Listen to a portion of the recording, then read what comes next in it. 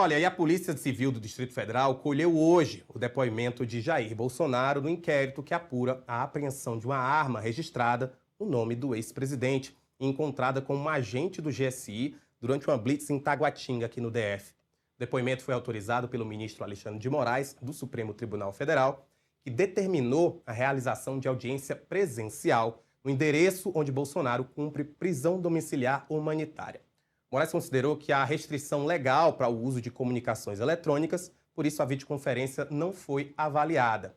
A gente esteve mais cedo no condomínio de Bolsonaro, mostrou ali imagens de como está a situação. Essas imagens daqui a pouco a gente vai capturar para vocês, trazer para que vocês possam ver o que é que aconteceu ali naquele momento. O depoimento, ele começou a acontecer por volta das 15 horas. E agora a gente vai conversar com Max Telesca, que é especialista em tribunais superiores, processo civil e direito penal, para entender mais sobre esse caso. Max, boa tarde. Primeira pergunta: uma pessoa presa em domiciliar pode ter uma arma em casa? Depende da natureza, se tem o porte e se existe o registro e se tem uma regularidade. Não necessariamente há que ter uma decisão judicial que determine que essa arma não se encontra junto com o preso, né, o preso domiciliado. Pelo que a defesa do ex-presidente Jair Bolsonaro ela falou, essa arma já teria sido entregue num determinado momento e talvez tenhamos aí uma situação irregular. Se houve a determinação de entrega da arma, nesse caso não poderia. De Bolsonaro argumentou que o ex-presidente não estava proibido de manter armas em casa, já que não havia qualquer restrição sobre isso na decisão de Moraes sobre a domiciliar. Você acredita que esse argumento da defesa é válido?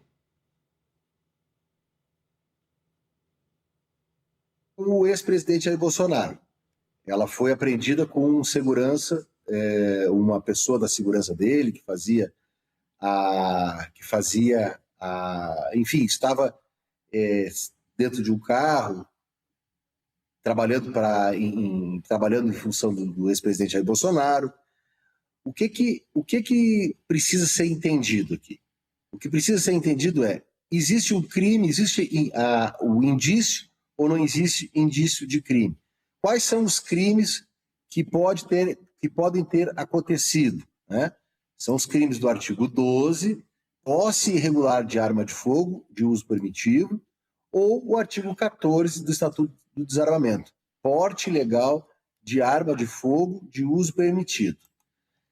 O fato apenas de ter sido dessa arma ter sido apreendida com uma pessoa da confiança do ex-presidente da República, num ambiente que, apesar de ser um carro que estava em funcionamento, estava em função do presidente, ou seja, tinha um motorista lá que estava trabalhando para o presidente.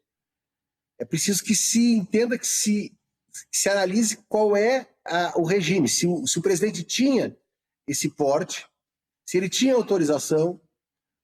A partir de então, analisada a questão específica do porte e também do registro desse armamento, é que nós vamos partir para a análise da existência ou não de um crime desses do artigo 12 e do artigo 14 do Estatuto do Desarmamento. Assim é que se deve observar. O fato em si de terem apreendido essa arma, de acordo com a defesa, que fala que não houve a determinação de entrega, é preciso que se analise o fato. Por si só hoje,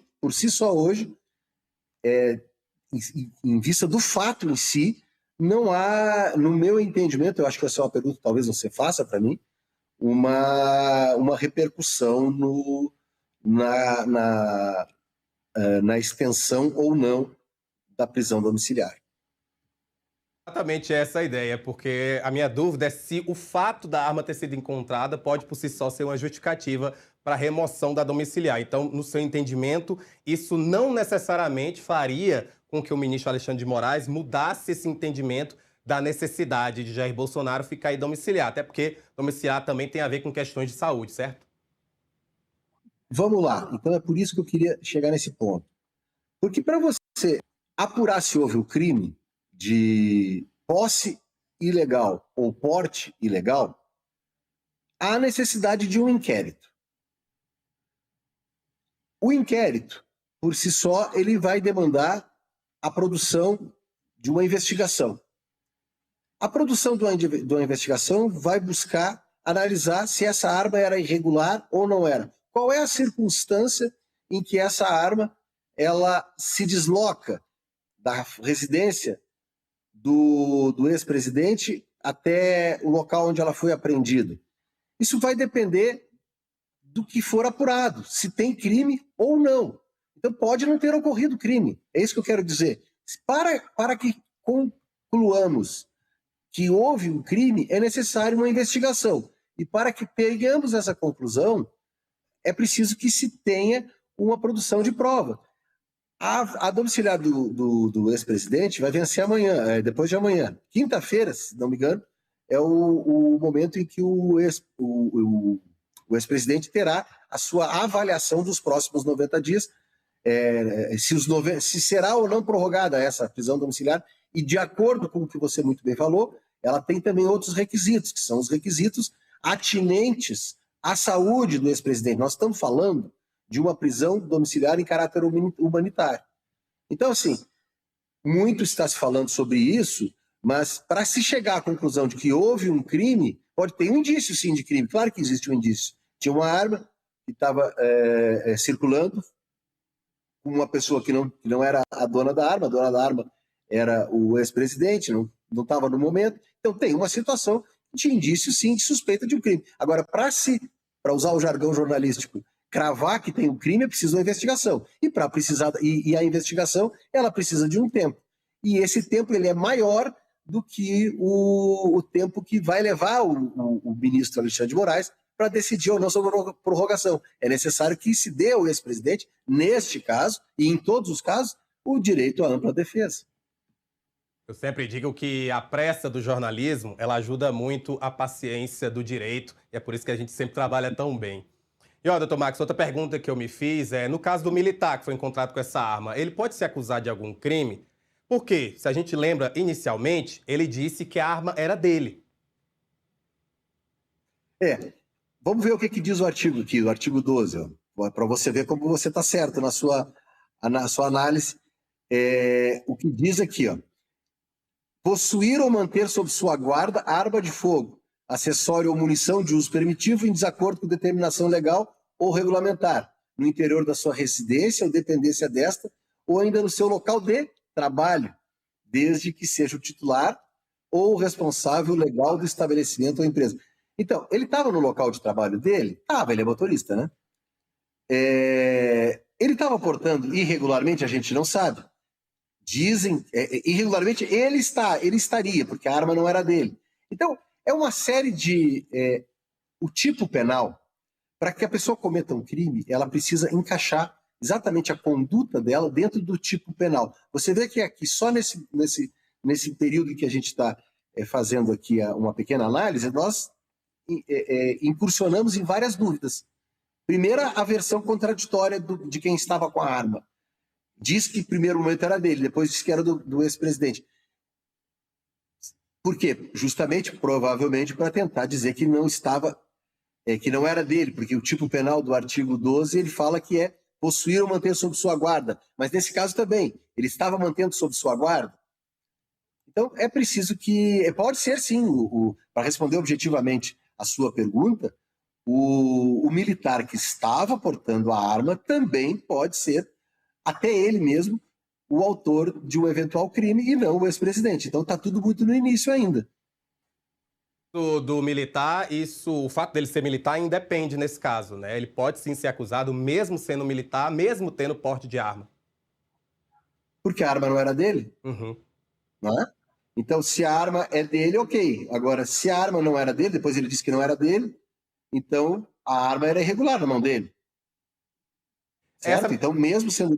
Não, em nada vai mudar o caso para o artigo 12 do Estatuto do Desarmamento. Dúvida principal, o fato dele ter mentido inicialmente, isso faz a situação dele ficar pior?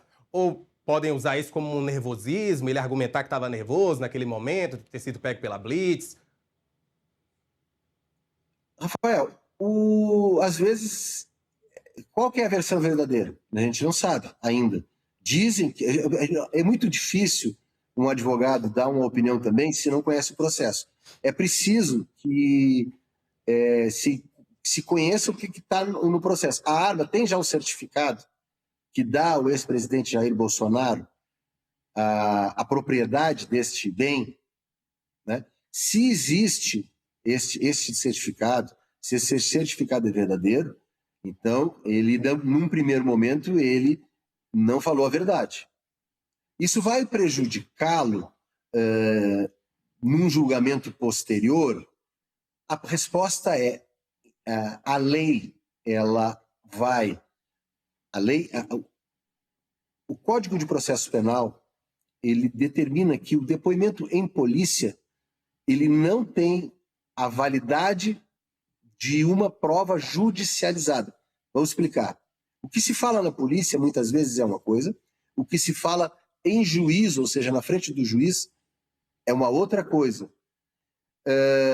Essa variação entre o que se fala na polícia e o que se fala no Poder Judiciário, ou seja, a prova passada pelo escrutínio do contraditório, ou seja, não é só a fala de uma pessoa para a polícia sem que tenha um advogado, sem que compreenda exatamente as nuances de tudo que ela está passando. É por isso, não é uma mentira, vamos dizer assim, não é uma... É preciso que se compreenda que a pessoa, em determinada vulnerabilidade, ela pode falar alguma coisa errada.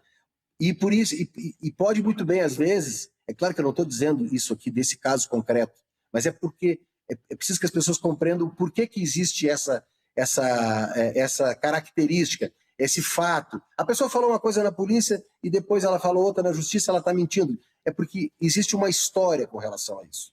Existe uma história do Estado ser, o Estado, nesse caso, o Estado representado pela polícia, de uma história de arbitrariedade de 300, 400, 1000 anos. Então você tem um crescimento, uma evolução do Código de Processo, dos direitos de defesa, que levam a que se presuma aquilo que está sendo falado em juízo, ou seja, ao lado do advogado, em frente ao Ministério Público, em frente ao juiz, mesmo que seja depois, e mesmo que seja contraditório com o que se falou na polícia, o que se vai preservar é a versão que está sob contraditório, porque essa é a tradição jurídica não só brasileira, mas é uma tradição jurídica de muitos países ocidentais que construíram a partir do entendimento de que existe certas coisas que acontecem. Eu não estou dizendo que esse é o caso e não estou dizendo que isso vem acontecendo, mas que sempre, muitas vezes aconteceu na história, isso é um fato histórico, de que versões da polícia, às vezes, não eram as melhores versões sob o ponto de vista do depoimento das pessoas, às vezes sob coação. Não é o caso, aqui parece que não é o caso. Às vezes a pessoa falou uma outra coisa. Mas, assim, o que vale é o que vai ser dito em juízo para fins de convicção do juiz, posteriormente, a condenar ou absolver uma pessoa. Eu não sei se eu fui claro, eu enrolei muito aqui nisso aqui, porque é difícil explicar mesmo a justificativa histórica que existe entre a diferença da versão dada na polícia e a versão dada na justiça.